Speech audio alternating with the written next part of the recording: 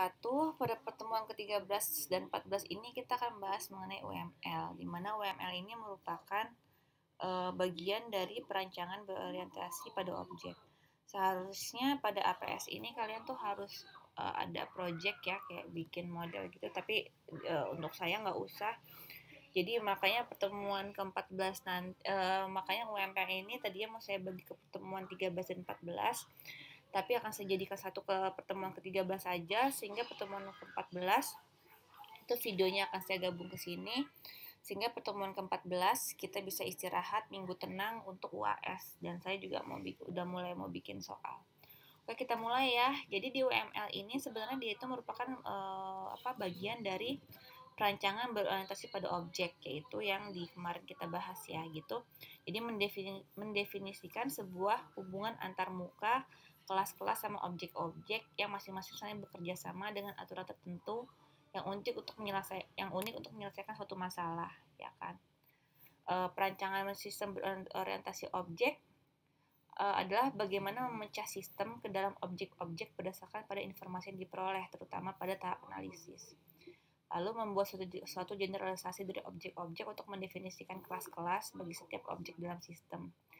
Nah, terus menghasilkan sebuah diagram kelas nih, struktur dari sistem, menggunakan berbagai notasi standar seperti OMT atau UML. Nah, UML ini adalah yang akan kita bahas di pertemuan 13-14.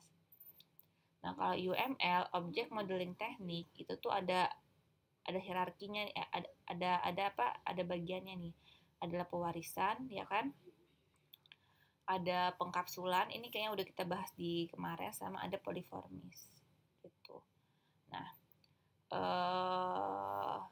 kita langsung bahas aja mengenai UML-nya. Apa itu UML? UML adalah Unified Modeling Language. Nah, UML ini mengkombinasikan koleksi dari data modeling konsep. Ya, jadi dia mengkombinasikan dari 4 komponen ini nih.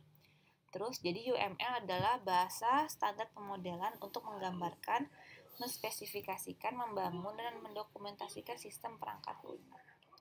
Jadi ada bahasa pemodelan standarnya, terus mendefinisikan suatu metamodel semantik dan tidak tergantung pada proses. Nah, konsep dasar dari UML dalam konsep dasar O&O dalam UML adalah inheritance, association, aggregation, sama composition. Nah, tujuan perancangan dengan UML adalah memberikan pemakai bahasa pemodelan visual yang siap pakai, sehingga mereka dapat mengembangkan dan mempertukarkan model-model yang tidak berguna, model-model yang berguna. Tidak tergantung kepada bahasa pemrograman tertentu dan proses-proses pengembangan. Jadi ini kayak apa ya? Bahasa itu dibikin standar gitu, memberikan basis formal untuk memahami bahasa pemodelan, terus mendukung pengembangan konsep tingkat tinggi seperti kolaborasi, framework, pola, dan komponen. Jadi bahasa pemodelan itu sama semua kalau di UML ini. Nah, UML menggunakan diagram-diagram untuk use case diagram untuk memperlihatkan batas-batas dari suatu sistem dan fungsi utama. Interaksi diagram untuk merealisasikan kasus yang digunakan. Nah, kelas diagram untuk menggambarkan struktur status dari suatu sistem. State transition diagram untuk memodelkan perilaku dari objek. Terus komponen atau deployment diagram untuk mengungkapkan arsitektur dari implementasi fisik. Nah, UML jadi itu UML ini pakai diagram-diagram yang udah pada baku gitu loh.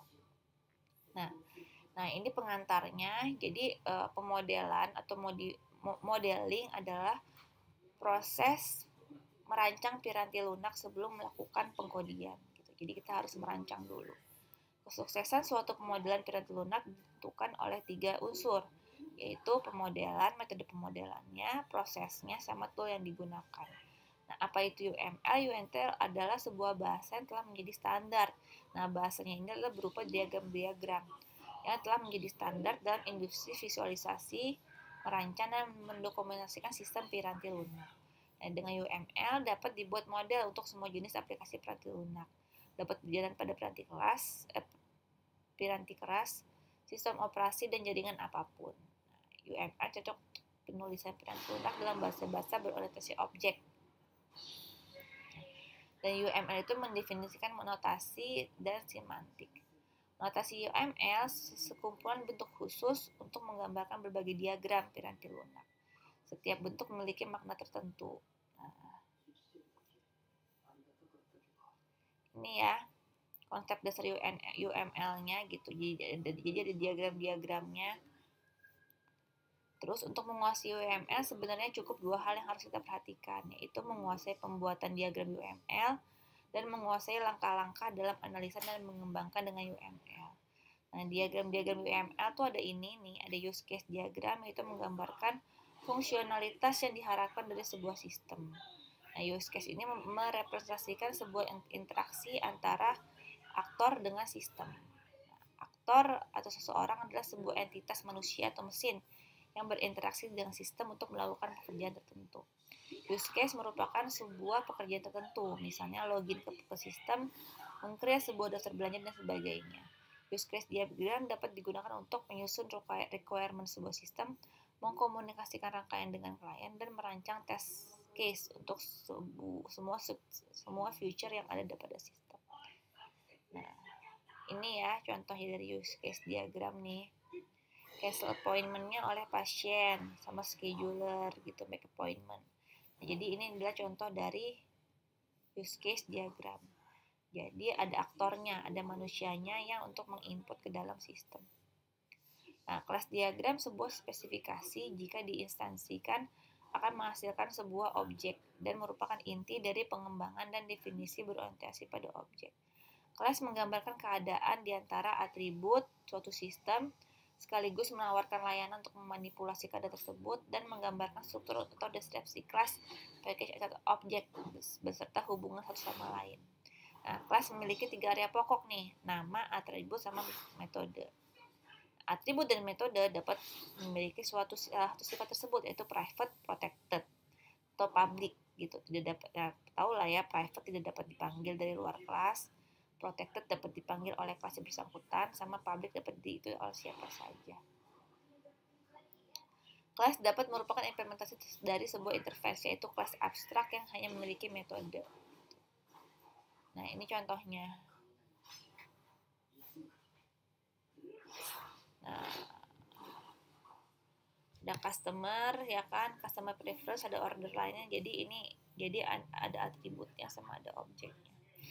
Nah, hubungan antar kelas yaitu asosiasi, agregasi, pewarisan, hierarki dari kelas, dan hubungan dinamis.